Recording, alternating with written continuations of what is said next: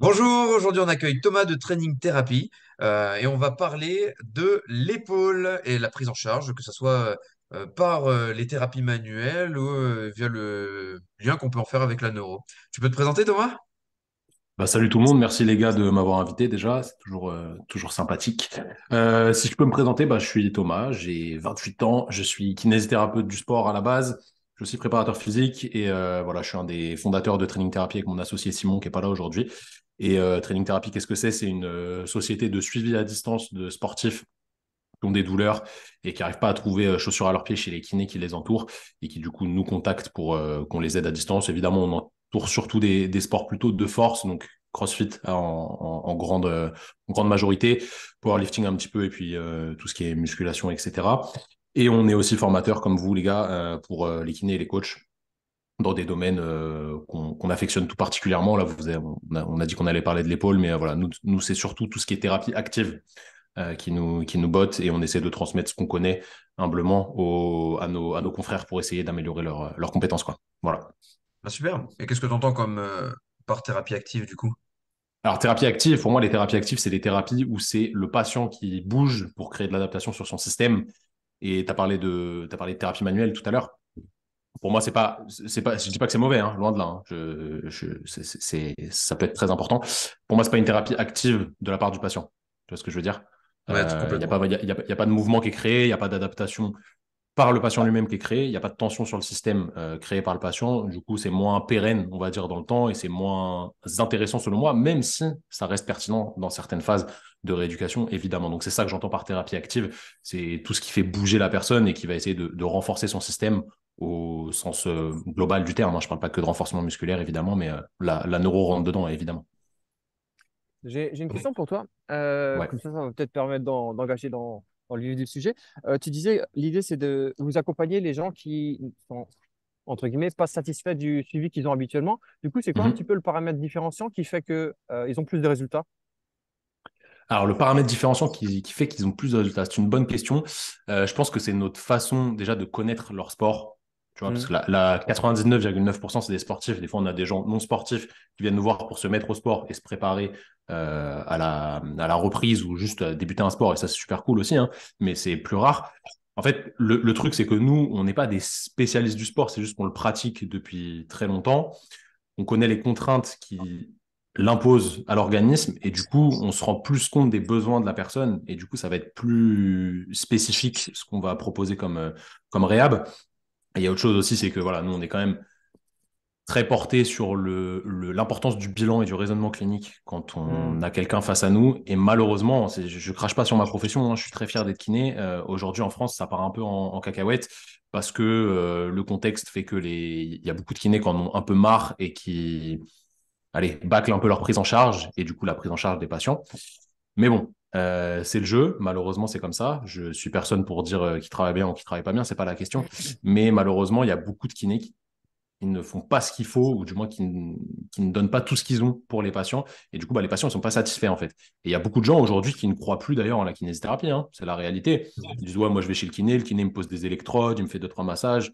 Et puis, voilà. Mais c'est vrai, en vrai, c'est réel. C'est ce qui se passe la plupart du temps. C'est malheureux. Je pense que les nouvelles générations sont en train de changer ça. Mais je pense que le facteur différenciant chez nous, c'est ça. Et aussi le fait que, vu qu'on fonctionne à distance, les gens, on les voit jamais. En fait, pour être bien efficace, on est obligé, je vous le disais juste avant, là, d'échanger avec eux régulièrement. Comme si toi, tu as un athlète en prépa physique, tu lui fais sa semaine de prog, évidemment, tu vas échanger avec lui sur sa progression, etc. Bah, nous, c'est la même chose, mais on le fait tous les jours parce que c'est des gens qui sont douloureux et la douleur, vous le savez aussi bien que moi, c'est extrêmement fluctuant. Et du coup, on essaie de suivre ces métriques au mieux. Et du coup, on dialogue tous les jours et on adapte au mieux la programmation. Donc, en fait, ça fait vraiment la différence par rapport à quelqu'un qui verra un patient une ou deux fois par semaine à tout casser, une demi-heure en speed, entre deux cafés, entre deux patients, etc. Et des fois, voilà, on a la tête dans le guidon. Être kiné, c'est un métier qui est pas dur, c'est pas non plus l'usine, c'est pas un métier où on se fait fouetter toute la journée, mais c'est quand même vachement prenant d'un point de vue mental et les journées sont très longues. Mes confrères, ils font 9h, 19h au cabinet non-stop.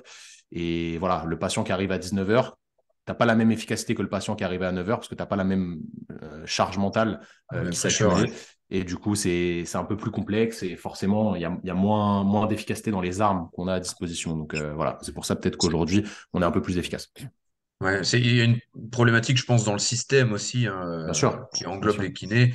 Et le problème, c'est, enfin, tu vois, nous, on se forme énormément. On fait, je pense, plusieurs formations par an. Chacun, on fait au moins une dizaine de formations par an, c'est un minimum. Et régulièrement, on a toujours croisé des kinés, tu sais, dans nos différentes formations qui cherchent en fait autre chose, peut-être pour se diversifier, parce que justement, on arrive à un système où bah, déjà le kiné est peut-être pas assez bien payé, peut-être parce que le kiné n'a pas forcément le temps avec la personne non plus, et les gens ne sont pas engagés parce que tout simplement, les séances, tu sais, c'est fait sur ordonnance médicale. Et puis à partir du moment, ben, c'est bête à dire, mais à partir du moment où eh ben, ils s'investissent pas pécuniairement, ben ils attendent pas forcément de retour. C'est la Donc les gens, réalité. sont pas proactifs et ils font Mm. pas les exercices. Alors, des gens au cabinet, Après, peut-être pas trop s'ils sont pas surveillés, encore moins chez eux, ouais, quoi. bien sûr. Mais après, tu sais, c'est aussi un discours de la part du thérapeute. Parce que moi, j'ai bossé, je suis diplômé depuis 2016, ça fait pas super longtemps, tu vois, mais ça va bientôt faire toute petite dizaine d'années. J'ai bossé comme un fou du lundi au samedi midi dans mes cabinets et je me suis battu contre ça, justement. Et avec le bon discours, les patients, t'arrives Faire adhérer. comment dire, ouais, Hmm, à les faire ouais. adhérer à ce genre de traitement. Mais c'est pesant, en fait. C'est pesant. Et effectivement, un kiné qui travaille bien, aujourd'hui, une séance de kiné, c'est 16,13 €. Classiquement, on va dire que c'est une demi-heure, mais en vrai, il n'y a pas de temps normalement prédéfini. 16,13 € la demi-heure, c'est pas ouf en termes de rémunération, on va dire, c'est pas horrible, loin de là, hein, mais ça mériterait plus quand c'est bien fait. Par contre, quand c'est mal fait, en fait, un poseur d'électrode, tu vois, quelqu'un qui met l'électrothérapie toute la journée, qui branche les gens dans des salles comme ça, tac, tac, tac, tac, tac, tac, tac, il mérite moins que 16,13 €.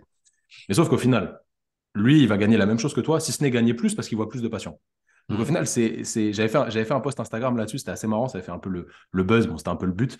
J'avais dit que la kinésithérapie, c'était un des rares métiers où plus tu es incompétent, plus tu gagnes d'argent. Et c'est un peu réel en vrai. C'est un peu réel parce qu'il n'y a pas de contrôle, il n'y a pas d'obligation de moyens. Évidemment, c'est un métier où on ne peut pas avoir d'obligation de résultat. Tu ne peux pas Ouais. obliger un résultat à un kiné. Ça, Mhm. ça, ça n'aurait pas de sens parce que tu ne peux pas sauver tout le monde. C'est pas possible. Par contre, on devrait quand même avoir une certaine obligation de moyens avec tout ce qu'on sait aujourd'hui, avec l'avancée de la science, de la technologie, etc. On sait quelles thérapies sont efficaces en globalité sur telle ou telle pathologie.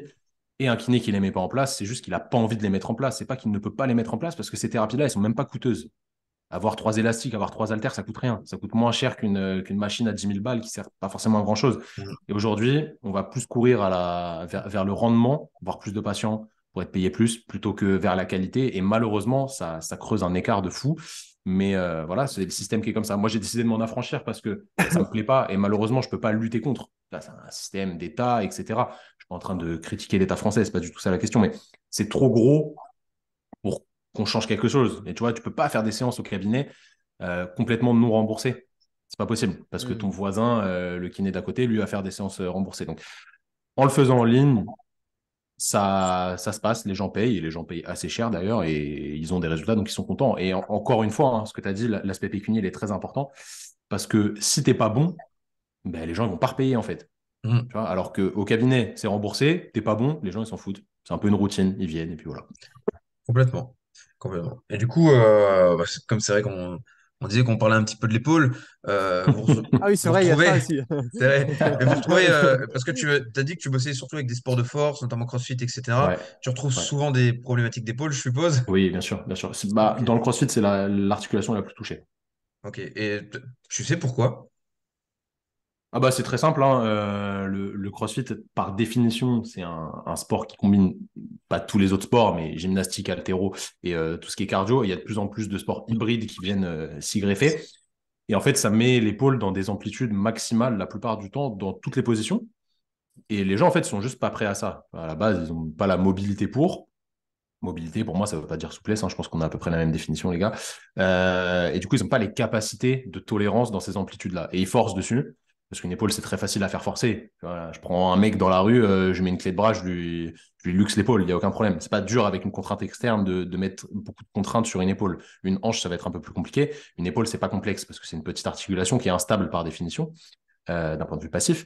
Et du coup, ils mettent beaucoup de contraintes sur une articulation qui est par définition instable, qui est peu mobile, et en plus, qui a des tissus qui sont très particuliers, parce qu'ils s'adaptent très mal à la contrainte, ou du moins très lentement, que sont la coiffe des rotateurs, évidemment, qui sont des tissus. Enfin, il faut vraiment comprendre que c'est un ensemble de muscles qui est extrêmement particulier dans le corps, parce que voilà, la physiologie de la coiffe est très complexe vis-à-vis de tous les autres tissus. C'est des tendons, il y a du corps musculaire aussi, mais c'est incomparable à un quadriceps, par exemple. C'est pas du tout la même chose. Les capacités de récupération ne sont absolument pas les mêmes. C'est tout petit muscle qui assure la stabilité de la tête humérale. Et du coup, en forçant dessus de manière disproportionnée et non adaptée, et surtout non progressive, bah, ça crée souvent des douleurs. La plupart du temps, c'est pas grave. C'est pas des choses graves, des choses qui se traitent bien. Mais l'émulation de ce genre de sport fait aussi que tu as envie de forcer parce que tu es avec tes potes à l'entraînement, tu as envie de faire plus, etc. Et forcément, voilà, ça amène du toujours plus, toujours plus. Et évidemment, il y a, bah, c'est pour ça que c'est l'articulation la plus touchée, selon moi. Mais ça reste une articulation qui est très touchée dans les autres sports aussi, hein. Ouais, tout à fait. Bah, on s'en rend compte, hein, parce qu'on a énormément de problématiques autour de l'épaule. Et du Mais coup, tu vois, souvent, c'est de la surcharge, c'est pas traumatique, c'est des pathologies de surcharge. ouais, on est complètement d'accord. C'est marrant ce que tu dis. Enfin, c'est marrant. Pas façon de parler. Tu sais, par rapport à l'épaule, c'est vrai que des tests, dans notre système en représentation neuroposturale, on utilise beaucoup les tests biomécaniques pour mesurer l'impact du système nerveux OK. dans sa composante de réflexe, comment dire, voir l'impact que ça a, la stimulation sensorielle et au niveau de la mobilité et donc sur l'output. Mhm. Et on utilise beaucoup au niveau de l'épaule et pour avoir aussi travaillé avec pas mal de crossfitters, c'est aussi, donc rien à voir avec le côté neuro, mais quand tu regardes au niveau de la séance, tu prends juste, tu fais des testings donc, en actif, tu demandes à la personne de faire différents tests de mobilité. Au courant de la séance, tu vois progressivement le niveau de mobilité qui diminue. Et c'est un truc qu'on dit assez souvent, c'est mesurer un petit peu la capacité du cerveau à survivre et donc son système de protection. Et plus ton gros volume, si déjà de base pardon, tu vas avec un certain déficit de mobilité, au plus tu fais ta séance, au plus ton niveau de mobilité diminue. Parce qu'en fait, Mhm. ton système se met en mode survie. Et c'est pour ça que Bien c'est sûr. important dès le début fait, d'avoir un gradient qui est déjà beaucoup plus élevé, de sorte à ce que tu minimises, on va dire, ton delta de différence pré-séance, post-séance.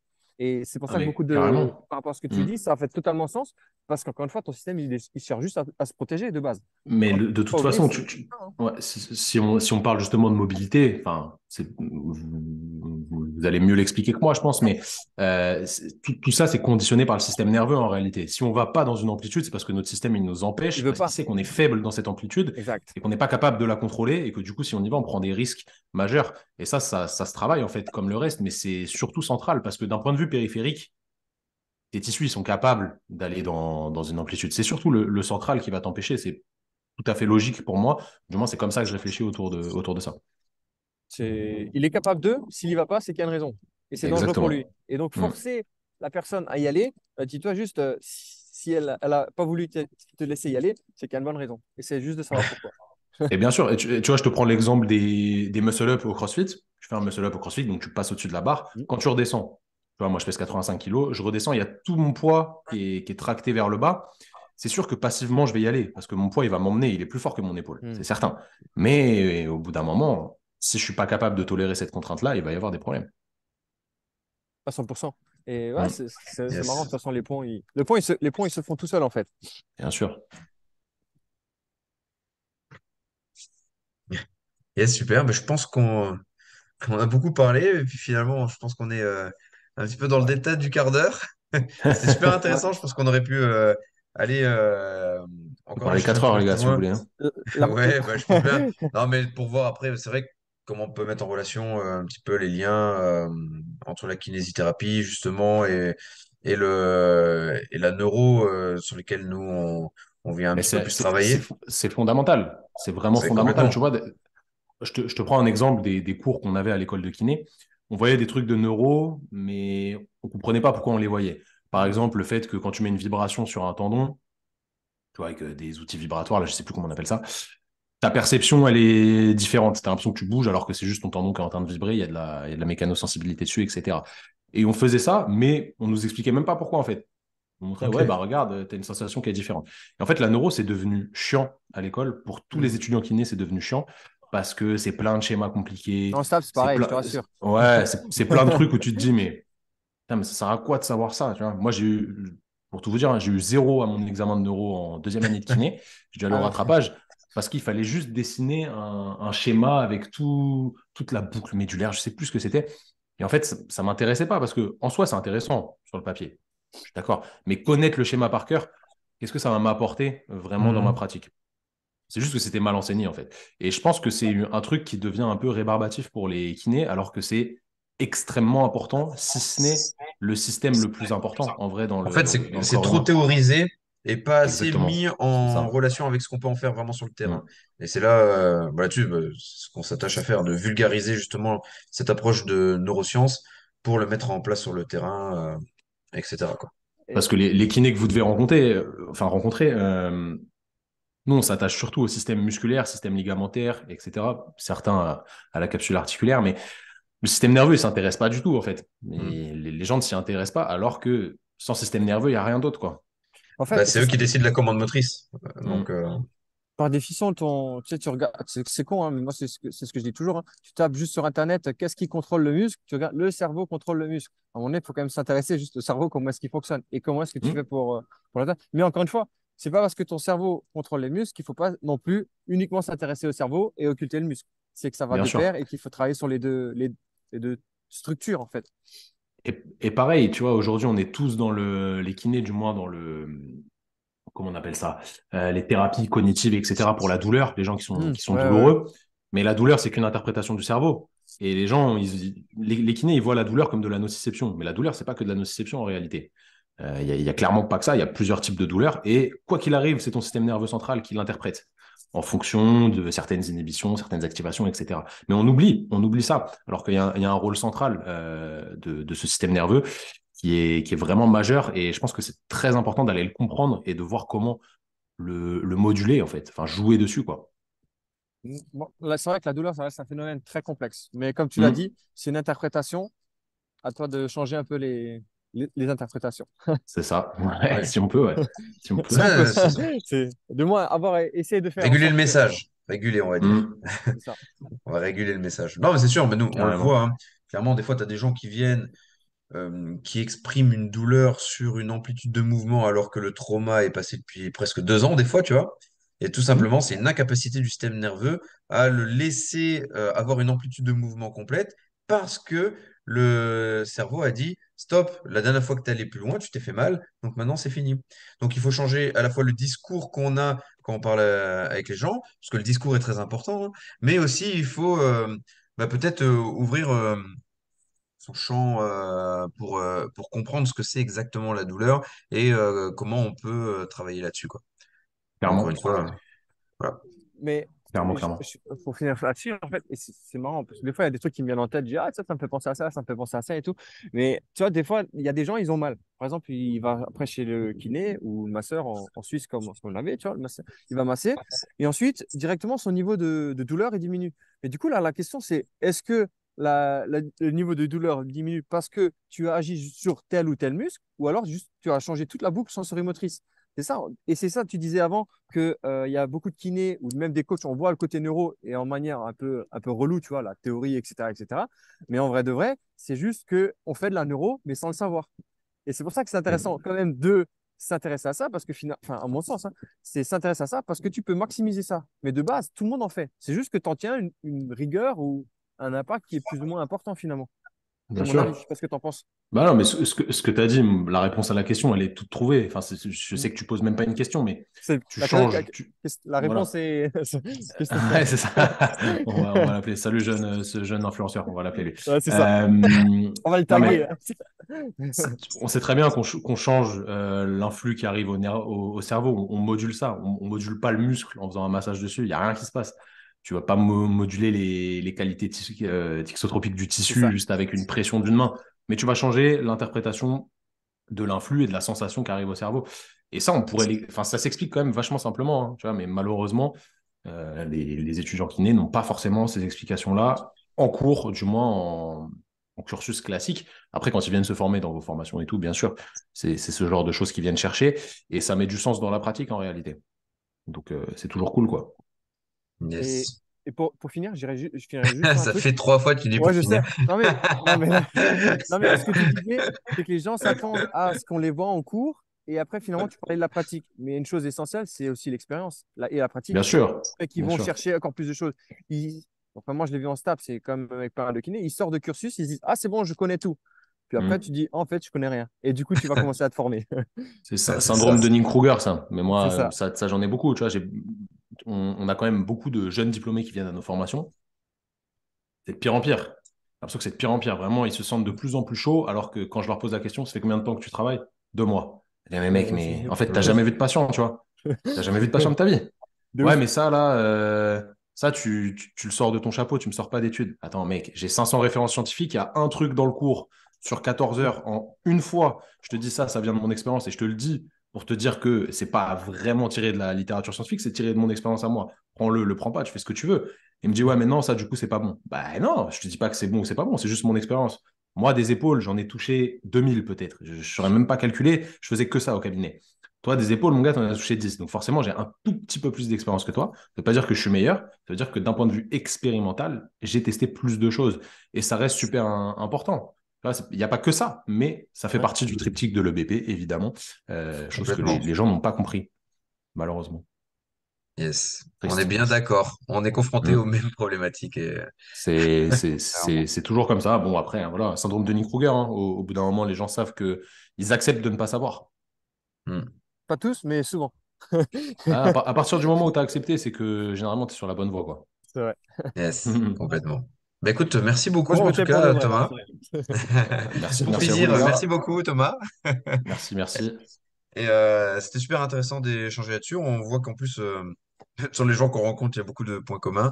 Euh, donc, on peut te suivre via Instagram, Training Therapy. Insta, YouTube, TikTok, tous les réseaux sociaux du monde. Et ouais, on est sur TikTok, les mecs. Ouais. Partout, on est partout. Training.thérapie. Thérapie IE en bon français. Et puis voilà, quoi. Merci beaucoup. Parfait. Et puis, Merci, Ciao, Gaëtan. vous, les mecs. à bientôt. Salut. À plus. Nice. Ciao, ciao. Salut.